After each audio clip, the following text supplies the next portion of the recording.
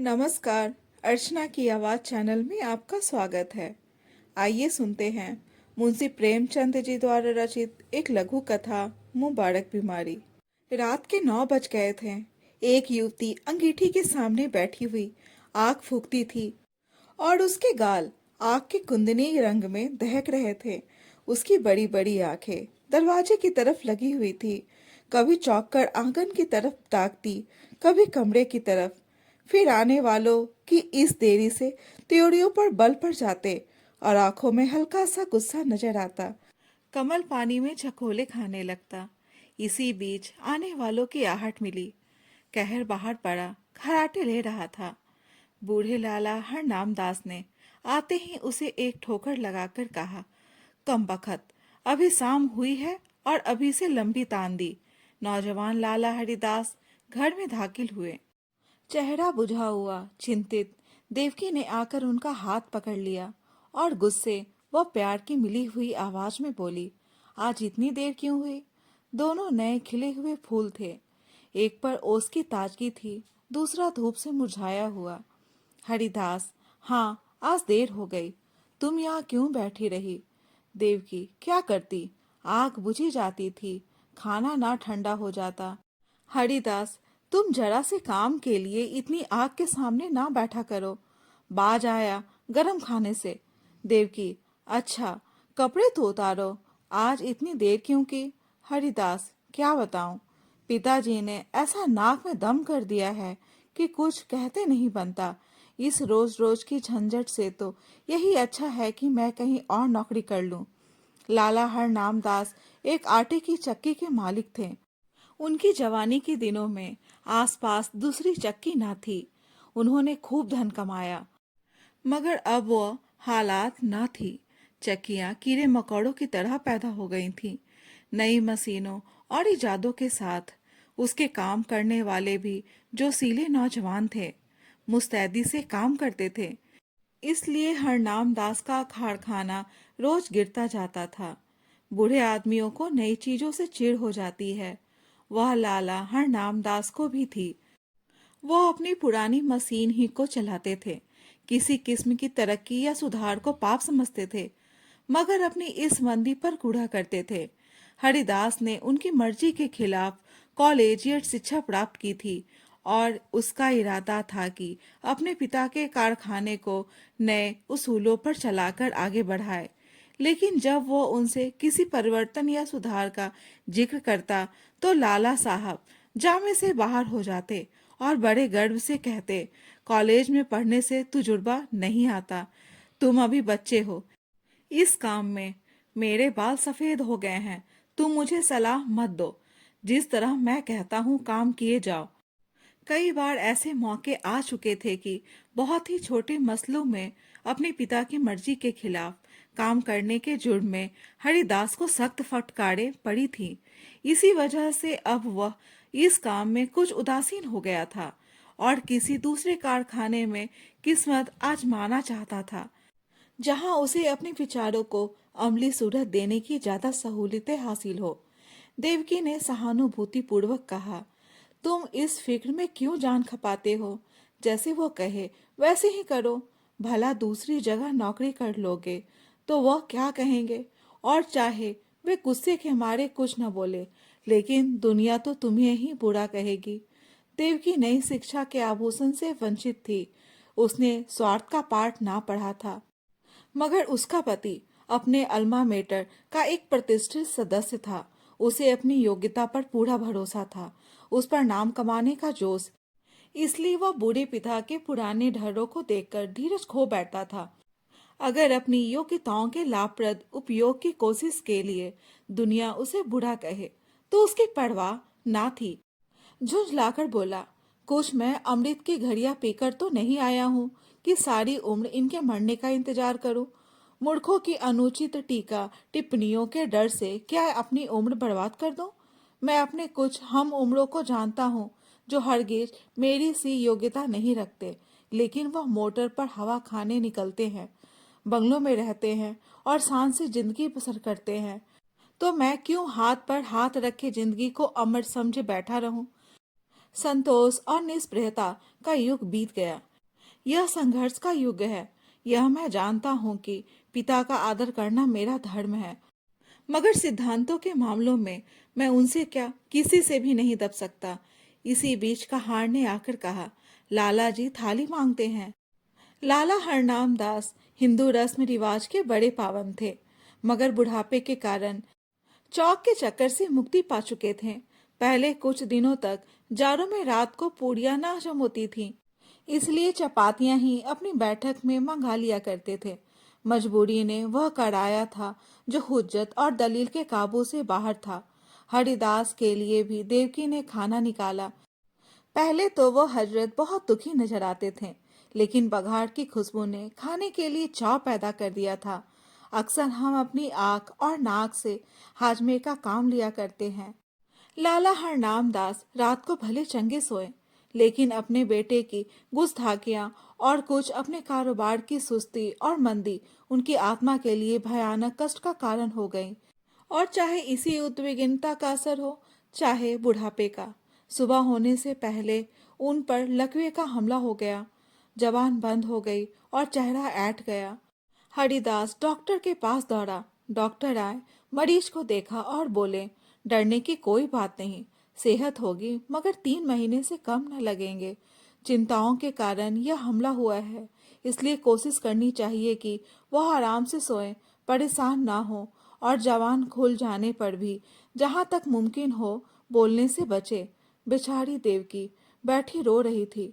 हरिदास ने आकर उसको सांत्वना दी और फिर डॉक्टर के यहाँ से दवा लाकर दी। थोड़ी देर में मरीज को होश आया। इधर उधर कुछ खोजती हुई सी निगाहों से देखा कि जैसे कुछ कहना चाहते हैं, और फिर इशारे से लिखने के लिए कागज मांगा। हरिदास ने कागज और पेंसिल रख दी तो बूढ़े लाला साहब ने हाथों को खूब संभालकर लिखा, इंतजाम दीनानाथ के हाथ में रहे। यह शब्द हरिदास के हृदय में तीर की तरह लगे। अफसोस, अब भी मुझ पर भरोसा नहीं, यानी कि दीनानाथ मेरा मालिक होगा और मैं उसका गुलाम बनकर रहूंगा। यह नहीं होने का। कागज लिए देवकी के पास आए और बोले, लाला जी ने दीनानाथ को मैनेजर बनाया है। उन्हें मुझ पर इतना एतबार भी नहीं है, लेकिन मैं इस मौके को हाथ से न जाने दूंगा। उनकी बीमारी का अफसोस तो जरूर है, मगर शायद परमात्मा ने मुझे अपनी योग्यता दिखलाने का यह अवसर दिया है और इससे मैं जरूर फायदा उठाऊंगा। कारखाने के कर्मचारियों ने इस दुर्घटना की खबर सुनी तो बहुत घबराए। उनमें कई निकम्मे बेमसरफ आदमी भरे हुए थे, जो सिर्फ खुशामद और चिकनी चुपड़ी बातों की रोटी खाते थे। मिस्त्री ने कई दूसरे कारखानों में मरम्मत का काम उठा लिया था। रोज किसी न किसी बहाने से खिसक जाता था। फायरमैन और मशीन मैन दिन को झूठ मूठ चक्की की सफाई में काटते थे और रात के काम करके ओवर टाइम की मजदूरी लिया करते थे। दीनानाथ जरूर होशियार और तजुर्बेकार आदमी था, मगर उसे भी काम करने के मुकाबले में, जी हाँ, रटते रहने में ज्यादा मजा आता था। लाला हरनाम दास मजदूरी देने में बहुत हीले हवाले किया करते थे और अक्सर काट कपट के भी आदी थे। इसी को वो कारोबार का अच्छा उसूल समझते थे। हरिदास ने कारखाने में पहुंचते ही साफ शब्दों में कह दिया कि तुम लोगों को मेरे वक्त में जी लगाकर काम करना होगा।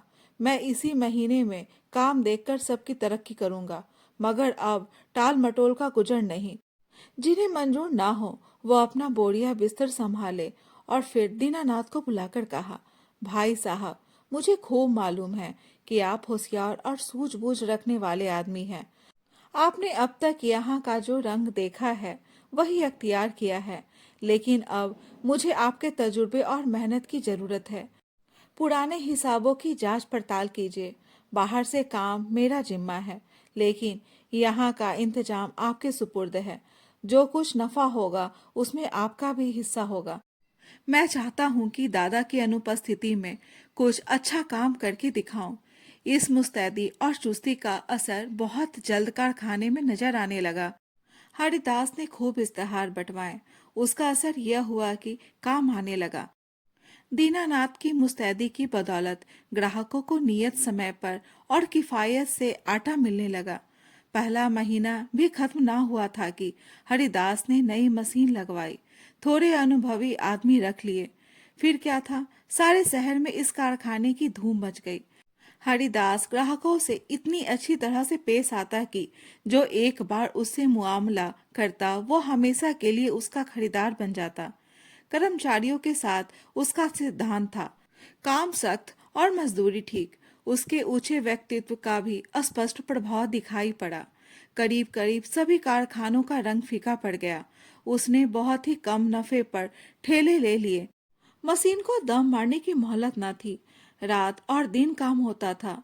तीसरा महीना खत्म होते होते उस कारखाने की शक्ल ही बदल गई।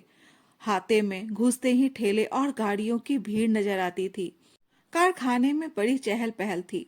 हर आदमी अपने अपने काम में लगा हुआ। इसके साथ की प्रबंध कौशल का यह वरदान था कि कहीं हड़बड़ी और जल्दबाजी का कहीं निशान न था। लाला हरनाम दास धीरे धीरे ठीक होने लगे। एक महीने के बाद वह रुक कर कुछ बोलने लगे। डॉक्टर की सख्त ताकीद थी कि उन्हें पूरी शांति की स्थिति में रखा जाए, मगर जब उनकी जबान खुली उन्हें एक दम को भी चैन न था। देवकी से कहा करते, सारा कारोबार मिट्टी में मिल जाता है। यह लड़का मालूम नहीं क्या कर रहा है, सारा काम अपने हाथ में ले रखा है। मैंने ताकीद कर दी थी कि दीनानाथ को मैनेजर बनाना, लेकिन उसने जरा भी परवाह न की। मेरी सारी उम्र की कमाई बर्बाद हुई जाती है।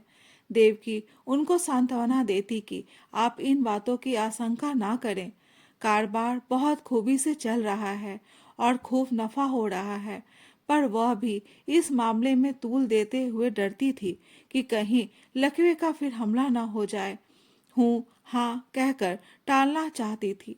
हरिदास ज्यों ही घर में आता, लाला जी उस पर सवालों की बौछार कर देते, और जब वह टालकर कोई दूसरा जिक्र छेड़ देता तो बिगड़ जाते और कहते, जालिम, तू जीते जी मेरे गले पर छुरी फेर रहा है, मेरी पूंजी उड़ा रहा है। तुझे क्या मालूम कि मैंने एक एक कौड़ी किस मशक्कत से जमा की है।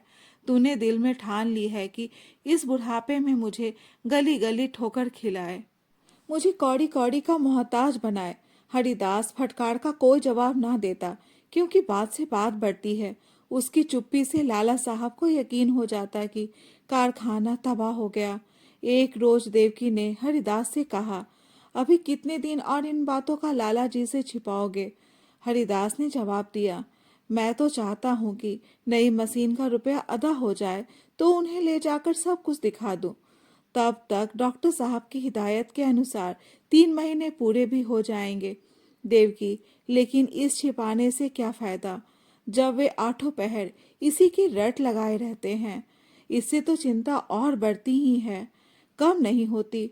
इससे तो यही अच्छा है कि उनसे सब कुछ कह दिया जाए। हरिदास, मेरे कहने का तो उन्हें यकीन आ चुका। हाँ, दीनानाथ कहे तो शायद यकीन हो। देवकी, अच्छा तो कल दीनानाथ को यहाँ भेज दो। लाला जी उसे देखते ही खुद बुला लेंगे।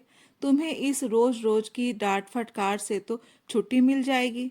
हरिदास, अब मुझे इन फटकारों का जरा भी दुख नहीं होता। मेरी मेहनत और योग्यता का नतीजा आंखों के सामने मौजूद है। जब मैंने कारखाना अपने हाथों में लिया था, आमदनी और खर्च का मीजान मुश्किल से बैठता था। आज 500 से ज्यादा का नफा है। तीसरा महीना खत्म होने वाला है और मैं मशीन की आधी कीमत अदा कर चुका।